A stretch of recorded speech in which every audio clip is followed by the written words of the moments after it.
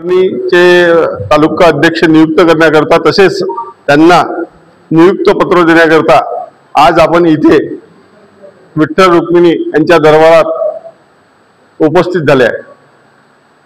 आपल्या सर्वांचं स्वागत करतो। आपल्या जिल्ह्याचे तळपदार आपले जिल्हा अध्यक्ष धनंजय उमाप, प्रभाकरराव काळे साहेब, जिल्हा उपाध्यक्ष नितीन भाऊ राऊत, आमचे दोन्ही तालुका अध्यक्ष पंकज भाऊ मेटे, नितीश भाऊ ठाकरे आणि आमचे मार्गदर्शक भाजपचे ज्येष्ठ नेते दीपक भाऊ तिखिले, संतोष भाऊ ब्राह्मणवाळे ज्यांनी हा कार्यक्रम घडवून आणला आणि इथे उपस्थित सर्व भाजपचे पदाधिकारी तसेच कार्यकर्ते। सर्वीकडे चर्चा ओबीसी मोर्चा। हे बघा, ओबीसी हा 12 पगड जातीचे नेतृत्व करणारा एक मोर्चा बनलेला आहे। यामध्ये सर्व जातीचे लोक समाविष्ट आहेत आणि मी इथे सांगू इच्छितो की आपली जी जिल्ह्याची जी कार्यकारिणी आहे त्यामध्ये सर्वच ताकदवर जर ती कार्यकर्ती असेल तर ती ओबीसी मोर्चातली आहे आणि याचे मी सर्वस्व श्रेय आपले जिल्हाध्यक्ष रविराजजी देशमुख तसेच किशोर उमाप यांना देतो की त्यांनी खूप श्रम करून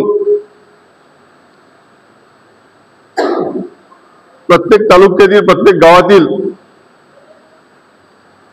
एक एक कार्यकर्ता निवडलेला आहे।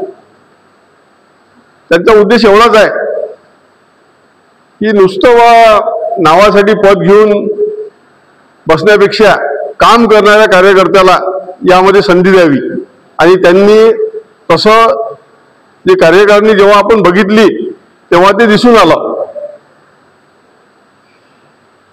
आणि मी त्यांना सांगू इच्छितो की त्यांनी जो प्रयत्न केला त्या प्रयत्नाला आपण त्यांचा जो प्रयत्न आपण यशस्वी करून दाखवू आणि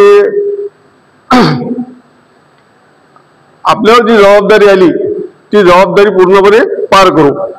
इथे नवनियुक्त अध्यक्ष प्रशांत भाऊ मुरादे ढेपे साहेब हे सुद्धा यांना त्यांची कार्यकारिणी सुद्धा त्याच प्रकारे तयार करायची आहे। मी त्यांना शुभेच्छा देतो आणि एवढं सांगू इच्छितो की ओबीसी मोर्चा हा सर्वात ताकददार असायला पाहिजे आणि तुम्ही सर्व त्याचे आधारस्तंभ आहेत। आज आपल्या कार्यक्रमाला इथं धनंजय उमाप आले, राऊत साहेब आले, काळे साहेब आले, त्यांचा खूप खूप धन्यवाद करतो। आपण सर्वांना तुमचं स्वागत करतो। हे 2 शब्द संपवतो।